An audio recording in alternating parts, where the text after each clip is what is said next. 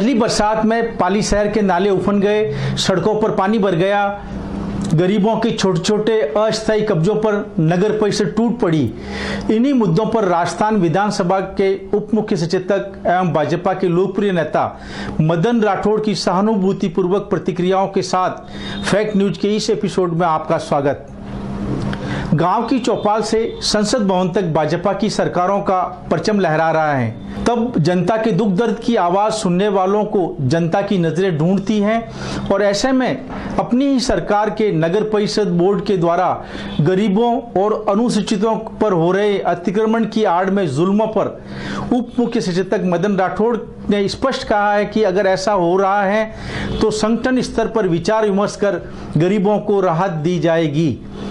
भाजपा की गुटबाजी, संगठन की धड़ेबंदी और अफसरों पर नेताओं की छाप लगने से अलग व्यक्तित्व के धनी सुमेरपुर विधायक राजस्थान सरकार में पाली जिले के सशक्त और प्रभावशाली नेता होने के बावजूद भी जमीन से जुड़े नेता मदन राठौड़ छोटे से छोटे कार्यकर्ता की बात सुनकर उस पर तत्काल कार्रवाई करवाते हैं। 48 डिग्री की शरीर झुलसाने वाली गर्मी हो या 3 दिन का सफर की थकावट के बाद भी गांव में दौरे कर गरीबों की समस्याओं का मौके पर समाधान करवाते हैं। राज्य सरकार की योजनाओं को लागू करवाने के लिए अधिकारियों को साथ लेकर स्वयं मिट्टी खुदाई तक कर लेते हैं। जवाई पुनर्भरण योजना के हवाई सर्वेक्षण के चलते व्यस्तम कार्यक्रम के बीच पाली की टेक्सटाइल फैक्ट्रियों से शुरू होने से लेकर राष्ट्रीय स्तर के मुद्दे जीएसटी पर राजस्थान विधानसभा के मुख्य सचेतक मदन राठौड़ की आम जन से अपील फैक्ट न्यूज के माध्यम से।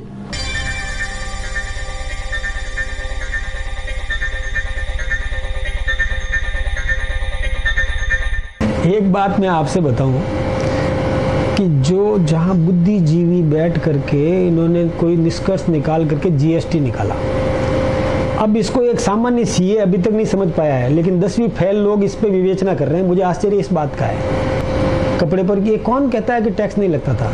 देखिए, डिसाइजिंग होता है, केमिकल पर टैक्स लगता है, मर्सराइजिंग होता है तो इस पे कास्टिक पर टैक्स लगता है, प्रोडक्शन पर टैक्स लगता है, यान पर लगता था। ये सब जो टैक्स, जिनिंग मिल्स पे टैक्स थे, तो ये सारे टैक्स तो थे ही थे। सबसे बड़ी बात तो मुझे आश्चर्य तब होता है कि ये तो कांग्रेस की देन थी।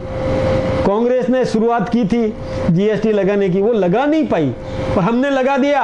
हम उसमें शुद्धिकरण, सरलीकरण, जनता की समस्याओं को समझ करके उसमें जो अमेंडमेंट्स करने चाहिए थे वो स्वीकार करके इसका एक निचोड़ निकाल करके लेकर के आ गए, तो कांग्रेस वाले ऐतराज कर रहे हैं। भारतीय जनता पार्टी एक है, कोई इसमें गुटबाजी की कोई बात ही नहीं है। आपने बहुत जो सवाल किया, मैं उसके बारे में एक निवेदन करना चाहूँगा। देखिए, हम सब एक हैं, हमारे यहाँ कोई गुट नहीं है। ये गुट तो लगता है सोच। देखिए, हमारे यहाँ आंतरिक लोकतंत्र है। आंतरिक लोकतंत्र का मतलब होता है कि हम कोई भी फैसला करते हैं, मैंने कहा कि ये करना, दूसरे ने कहा ये नहीं करना, तीसरे ने कहा इसमें ये संशोधन करना, तो हम सब मिल करके किसी निष्कर्ष पर पहुंच जाते हैं। जब मैंने कहा ये काम करना और दूसरे ने कहा नहीं करना, तो लोगों को लगता है ये नहीं वालों का गुट है और ये हाँ वालों का गुट है। लेकिन निर्णय होता है, सामूहिक फैसला करते हैं, सब साथ बैठ करके फैसला करते हैं। इसलिए पहले आंतरिक लोकतंत्र तो होना ही चाहिए। वैचारिक भिन्नताएं रहेगी निश्चित रूप से, निर्णय करने की स्थिति अलग अलग हो सकती है, लेकिन उसमें से जाकर के जो भी निष्कर्ष निकलता है वो एक रहे। वैसे पाली की रचना तो इतनी व्यवस्थित रूप से की गई थी प्राचीन समय से ही, पुराने समय से ही, कि इसमें से पानी का बहाव, बारिश का या ड्रेनेज का किस प्रकार से है, तो स्लोप की व्यवस्था सुनिश्चित की गई थी।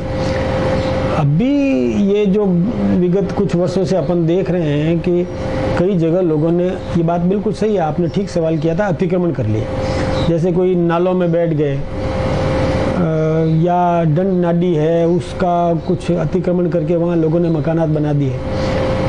बहाव क्षेत्र को रोकने का जहाँ जहाँ प्रयास किया जाएगा, चाहे अवैध हो वैध हो, कैसे है, वैसे नालों में किसी को वैध मिलता नहीं है। ये कुछ अतिक्रमण हुए हैं, तो जो अभियान जो चलाया जा रहा है उसकी मंशा भी यही है कि ऐसे कोई अतिक्रमण जो बहाव को रोकते हैं, अवरोध पैदा करते हैं, या कैसा भी हो, विधिवत नहीं है तो उसको हटाने की बात है।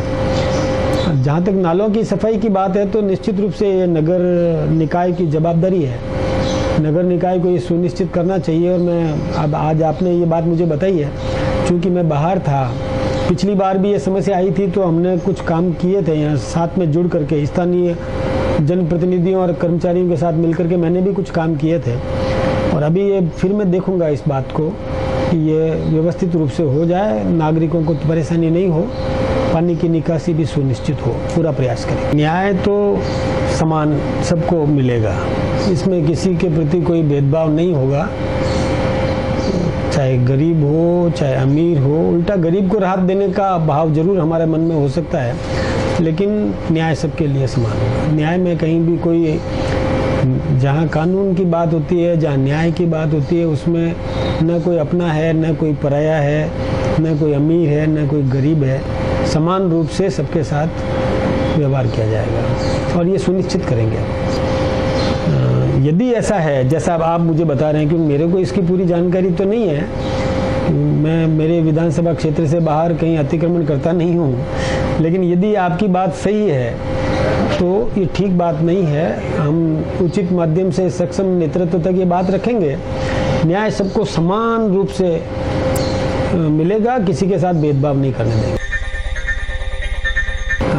जवाई पुनर्भरण के लिए वेबकोस कंपनी ने कॉन्ट्रैक्ट ले लिया था और उसने अपना काम शुरू भी कर दिया। उसकी 1-2 मीटिंग्स में मैं भी गया था, मैंने भी केवल अवलोकन किया कि कितना क्या प्रगति हो रही है। मैं बराबर हम और समस्त जनप्रतिनिधि, इसमें कोई पीछे नहीं है, सभी लोग इसमें मेहनत कर रहे हैं और एक दिशा में सबका ये प्रयास है कि जल्दी से जल्दी वेबकोस कंपनी अपनी सर्वे रिपोर्ट दे दे।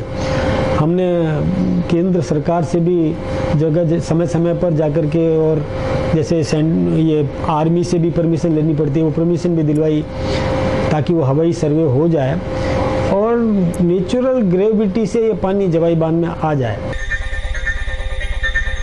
देखिए, जहाँ तक CETP की बात है, मैं बहुत स्पष्ट रूप से कहना चाहूँगा कि CETP का काम है कि उनके अंतर्गत आने वाले उद्योग हैं, उनके पानी को अपने उसमें लेवे प्लांट के अंदर और उसको वो शुद्ध करके और जो निर्धारित मापदंड हैं उसी में उस पानी को निकाले। ये तो CETP का दायित्व है। बाकी जो अवैध चल रहा है उसका तो प्रशासन और हम सब का दायित्व बनता है। हम सब मिलकर के ये सहयोग करेंगे एक दूसरे के साथ में। प्रशासनिक अधिकारियों का काम है कि जिसमें पॉल्यूशन डिपार्टमेंट भी आ जाता है, जिसमें नगरीय निकाय भी आ जाता है, जिसमें कलेक्टर और उसकी मशीनरी भी आ जाती है।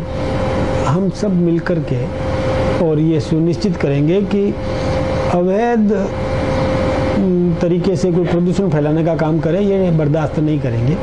उसको हम सब मिलकर के उसको व्यवस्थित करवाने का प्रयास करेंगे। वैसे तो नगरीय क्षेत्र के अंदर जो पहले यूनिट्स थी उनको बाहर स्थानांतरित करने के लिए पुनः औद्योगिक क्षेत्र विकसित किया गया था, और फिर भी यदि किसी ने नहीं हटाई है तो वो गैर कानूनी मानी जाए। ये बात आपने सही कही है। मैं इसीलिए कह रहा हूँ कि जब उन्हीं को स्थानांतरित करने के लिए एक औद्योगिक क्षेत्र घोषित कर दिया था और वहाँ उनको भूमि दी गई है और वो लालच के कारण से पुरानी ज़मीन अपनी छोड़ नहीं पाए और वहाँ वो काबिज हैं, यदि ऐसा है तो हम बंद करवाएंगे उसको। चलते चलते मैं टेक्सटाइल फैक्ट्रियों के 9 माह बाद हुए शुभारंभ में CETP द्वारा माननीय NGT न्यायालय के आदेशों की पालना में निगरानी टोलियों का गठन एवं अवैध फैक्ट्रियों के प्रदूषण से CETP का कोई संबंध या जिम्मेदारी नहीं होने का स्पष्टीकरण कर रहे हैं CETP के युवा जनरल सेक्रेटरी अशोक लोढ़ा। माननीय NGT कोर्ट ने हमें 6 नंबर प्लांट 12 MLD पर चलाने को कहा है। इसके लिए हमने अभी कलेक्टर साहब से एक मीटिंग हुई थी मॉनिटरिंग कमेटी की, प्रबोधन समिति की। उसमें ये निर्णय हुआ कि सभी फाइलें जो भी है योग्य पास होने के वो कलेक्टर साहब खुद पास करेंगे।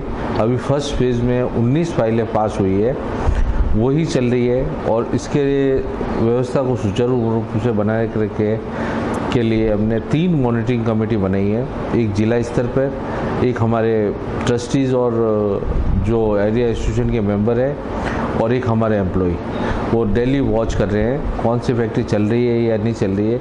अगर कोई फैक्ट्री सीटीपी के दिशा निर्देशों की अवहेलना करती पाई गई तो उसके खिलाफ कड़ी कार्रवाई की जाएगी। 13 तारीख की जो जयपुर में मीटिंग हुई थी उसमें एक पॉइंट था कि जिला प्रशासन जो पाली की रिकॉग्नाइज एरिया के अलावा कहीं फैक्ट्रियाँ चली जाए उस पर कार्रवाई करेगी।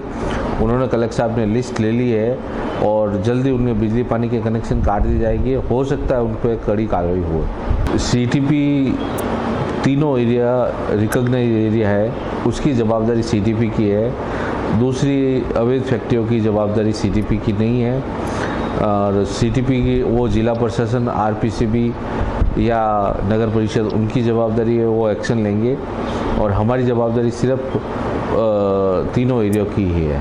आज के इस एपिसोड के समापन के साथ हम स्पष्ट कर देना चाहते हैं कि फैक्ट न्यूज का मिशन गरीब, किसान, मजदूर की आम समस्याओं को सरकार तक पहुंचाना है। हमारा मिशन न काऊ से दोस्ती, न काऊ से बैर। इसी के साथ अगले एपिसोड में फिर मिलेंगे। नमस्कार।